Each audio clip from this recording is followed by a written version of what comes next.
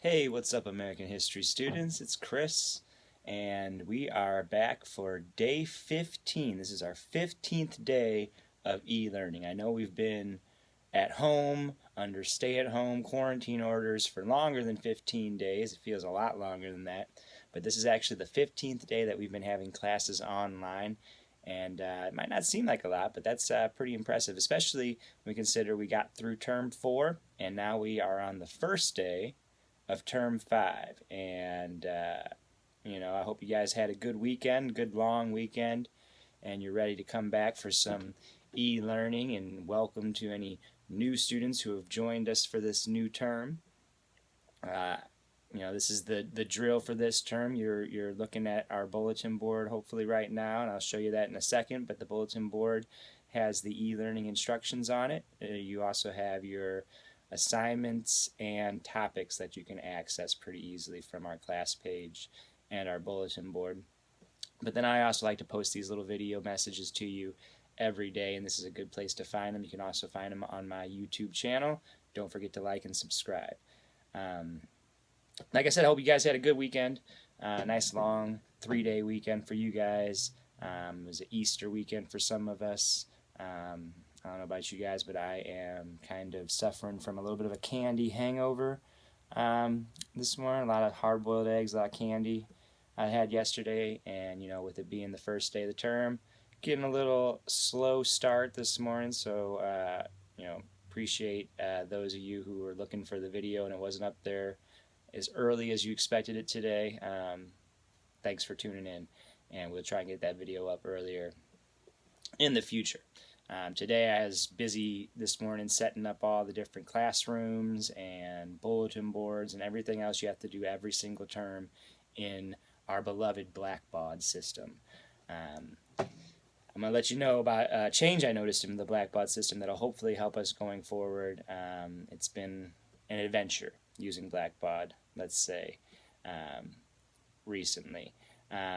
Speaking of which, we're going to be doing Blackbaud and doing e-learning in general for a while, it looks like. I don't know if any of you heard the announcement on Thursday that the governor of Missouri has shut down all public schools for the rest of the academic school year. So that's through May.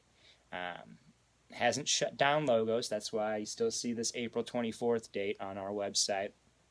And that's mainly because Illinois hasn't shut down their public schools for the rest of the school year yet. And I say yet, it's very, very likely that's what's going to happen. So, we all got to be prepared for when that becomes official, right? And just, work like we will be doing this e-learning thing for the remainder of term 5, right? We're starting today on term 5, and term 5 is just going to be an e-learning term, and then we'll see what happens with term 6, right? Term 5 goes through the end of May into the beginning of June. And so we're in this for the long haul. We're in this together, right? And we're going to make it through it. And we're going to do it using Blackbaud. So let's take a look at Blackbaud. Exit out of here, and I will go to my bulletin board, right? And so the bulletin board has the new e-learning instructions. It's the same e-learning instructions I've had for all my classes before, although I was told that people couldn't find them on people's bulletin boards. We had to make it bigger and more clear. So there it is, front and center, e-learning instructions.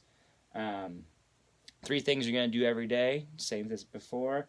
You're going to contribute to a discussion question of the day. And this is just free points. It's participation points. No right or wrong answers. Just make sure you log in and answer that question of the day the best you can. Give something, some contribution to the discussion. We've been having some really good discussions on those question of the day discussion boards. So let's keep that up in term 5. And then there's going to be a reading and just a few questions to answer on the reading. The reading is usually 4 or 5 pages. You can always find those pages under topics. This topics tab at the top of your class screen. We have a new topic, the 1950s. And when we go into the topics, we find the new page numbers, pages 657 to 661. If we click on that link, we can download those pages. Remember, I always like to download the pages first. And it's on all about the Cold War. We take this and minimize it and go back to our assignments. Assignments tab is the next tab over. You won't have all these tabs across yours. You'll just have bulletin board topics and assignments, which is all you need. Topics is where you get the reading. Assignments is where you'll find, let's see, as long as you're looking at your active assignments, you will find the reading questions for the day, chapter 19, section 4. That's the chapter that I just downloaded. And the question of the day. Remember, if we go into the classwork, it'll look something like this, right? It'll tell you the page, the section in the book that you're going to be reading to get the answers to these questions, and then there will be 4 questions for you to answer. If we click on Begin, I want to show you something new. This is new. I just noticed this morning.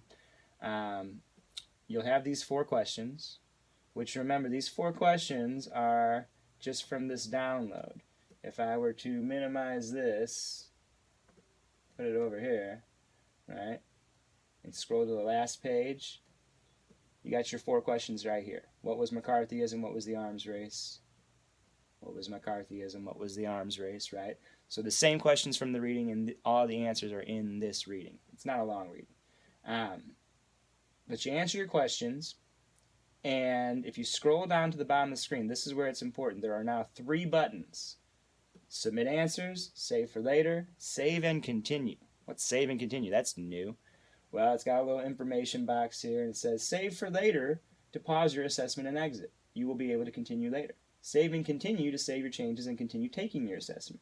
Do not use your browser back button. We've been having some issues with people getting locked out, losing an internet connection, all kinds of silly things that shouldn't cause these problems but are because of Blackbaud's limitations. That are causing students to get locked out. If you leave this assignment without clicking Save for Later and try to get back into this assignment and complete it, you will be locked out. I can get you back in, and I'm monitoring it to try and make sure if anyone is locked out that I can get them back in. But try and save yourself any hassles by clicking that Save for Later if you need to leave.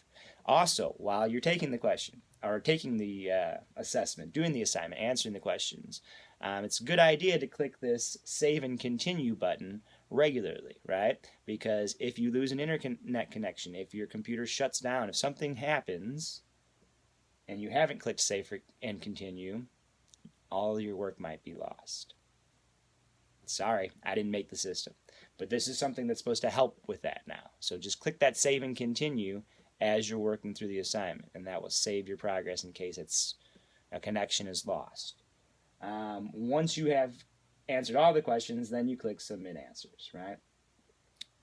Should be simpler, but it's not that difficult, right?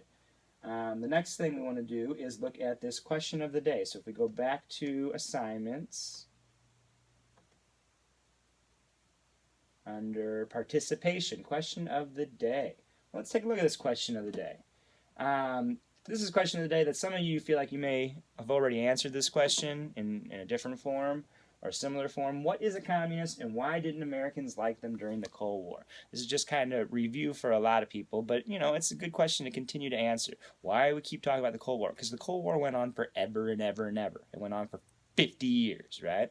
And so, yeah, you think you're sick of talking about it after a week or two? Imagine how people living through the Cold War for all those decades. It started in the 40s.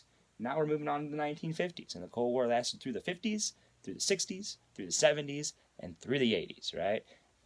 Cold War, nonstop, right?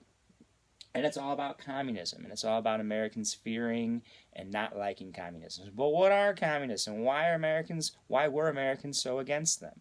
So I'm going to go ahead and answer this, right? Just show you how easy it is to add a response. I'd say communists, right? Communists are people... I can get, communists, people who oppose capitalism.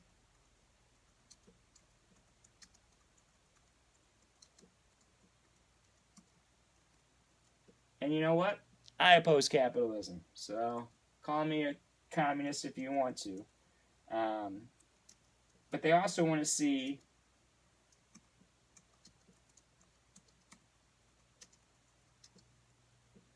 people who oppose capitalism and who want to see the government of the United States overthrown.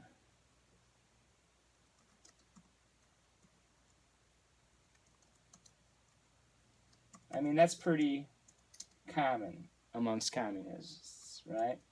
They believe that the governments that are in place to protect capitalism and protect rich people. And they say that those systems should be destroyed and abolished. And so that's, that's part of the reason why Americans don't like them. But I'm going to go ahead and post that response. That is what I say communists are, and that is why Americans didn't like them, right? They don't want to see the government overthrown. And they fought hard to preserve the American way of life and this ideal of, what makes America great. And so I want you to, please submit your response to this question, submit your contribution, and don't forget about that assignment. Don't forget to like and subscribe, and if you have any questions, please let me know. Thanks. Peace.